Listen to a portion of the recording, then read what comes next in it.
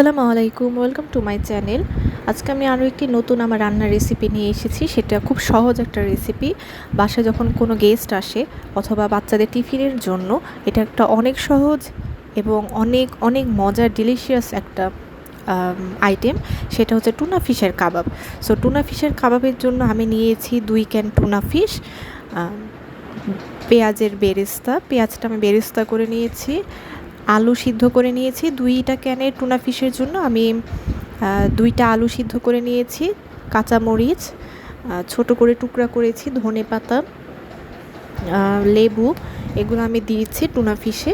এবং টুনা ফিশের সাথেই টুনা ফিশের ক্যানের ভেতরেই আসলে তেল দেওয়া থাকে, তাই আমি এক্সট্রা করে আর তেল দেইনি। সো আমি রেসিপিটা শুরু করছি।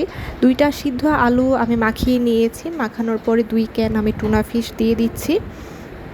এই টুনা ফিশের কাবাবটা অনেক অনেক ডিলিশিয়াস এবং অনেক সহজ একটা রেসিপি। আমি আবারও বলছি, টুনা ফিশের ক্যানের মধ্যেই তেল দেওয়া থাকে, তাই আমি এক্সট্রা করে আর এখানে তেল দিইনি, শুধু আমি তেলটা ভাজার জন্য ব্যবহার করেছি এবং সব থেকে কম উপাদানে আসলে এই কাবাবটা হয়ে যায়। এরপর আমি পেঁয়াজটা বেরেস্তা করে নিয়েছি, এখানে আমি কাঁচা পেঁয়াজ দিইনি। এরপরে কাঁচামরিচ ছোট ছোট করে টুকরা করে দিয়েছি, যার যতটুকু ঝাল প্রয়োজন সে ততটুকু নিবে। এরপরে আমি ধনেপাতাও ছোট ছোট টুকরা করে নিয়েছি, নিয়ে এরপর আমি সেগুলো একসাথে মাখিয়ে নিচ্ছি। এরপরে রাঁধুনির যে কাবাব মশলা আছে সেই রাঁধুনির কাবাব মশলাটা দিয়ে দিচ্ছি। মশলা হিসেবে আমি এই রাঁধুনির কাবাব মশলাটাই ব্যবহার করেছি, আমি অন্য কোনো মশলা ব্যবহার করিনি।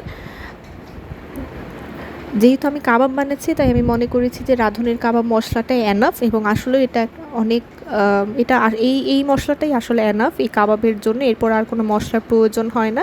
আর আমি এখানে একটু লবণ দিয়ে দিচ্ছি, স্বাদ মতো লবণ দিয়ে দিচ্ছি। আমি কখনোই আমার কোনো রান্নার রেসিপিতে আমি পরিমাণটা বলি না, কারণ আমার যতটুকু মনে হয় আমি ততটুকুই দিই।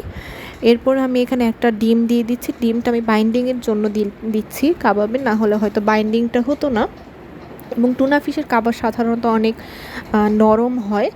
এরপর আমি এক স্লাইস লেবু আমি একদম চিপড়িয়ে রসটা দিয়ে দিচ্ছি, এতে করে লেবুর একটা সুন্দর ঘ্রাণ আসে কাবাবের মধ্যে। এবং যেটা বলছিলাম, টুনা ফিশের কাবাবটা অনেক নরম হয়, যার জন্য হচ্ছে ভাজার সময় একটু আস্তে আস্তে ভাজতে হয়, কেয়ারফুলি, না হলে ভেঙে যাওয়ার সম্ভাবনা থাকে।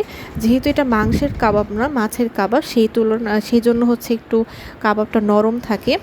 এরপর আমি এখানে তেল গরম করে নিচ্ছি ভাজার জন্য।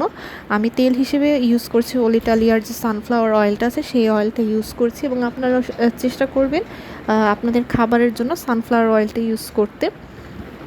এরপর আমি টুনা ফিশগুলো আমি হাতে গোল করে নিচ্ছিলাম, মানে কাবাবের শেপ দিচ্ছিলাম। কাবাবের শেপ দিয়ে আমি ভাজা শুরু করেছি। সো আপনারা দেখতেই পাচ্ছেন যে একদম কম উপাদানে একদম সহজ একটা রেসিপি এই টুনা ফিশের কাবাব, এবং খেতেও কিন্তু অনেক মজা হয়। আপনারা বাসায় যে কেউ এটা খুব সহজেই এই রেসিপিটা বানিয়ে নিতে পারবেন। বাসায় গেস্ট আসুক অথবা বাচ্চাদের টিফিনের জন্য এই রেসিপিটা অনেক সহজ এবং অনেক ডিলিশিয়াস একটা রেসিপি। সো আপনারা চেষ্টা করতে পারেন। এরপর আমি একে একে কাবাবের শেপে নিয়ে এসে আমি ভাজছিলাম, এবং ভাজার সময় একটু কেয়ারফুলি ভাজবেন, যেহেতু এটি মাছের কাবাব তাই একটু নরম হয়ে থাকে, ভাজার সময় ভেঙে যাওয়ার সম্ভাবনা থাকে।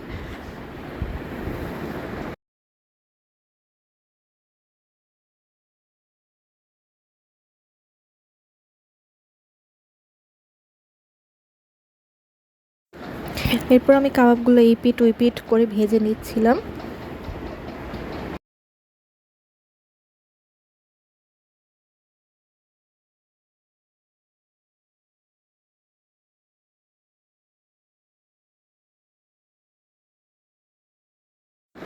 আর এইভাবেই আমি একে একে কাবাবগুলো সব ভেজে নিয়েছি।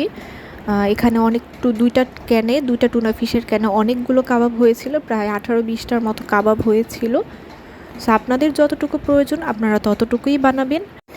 আর এই ছিল আজকের আমার টুনা ফিশের কাবাবের রেসিপি। আশা করি আপনাদের কাছে ভালো লেগেছে। কেমন লেগেছে আমাকে জানাবেন, এবং বাসায় অবশ্যই ট্রাই করবেন। আমার পরবর্তী ভিডিওর জন্য চ্যানেলটি সাবস্ক্রাইব করবেন, ফেসবুকে ফলো করবেন। টিল দেন, আল্লাহ হাফেজ।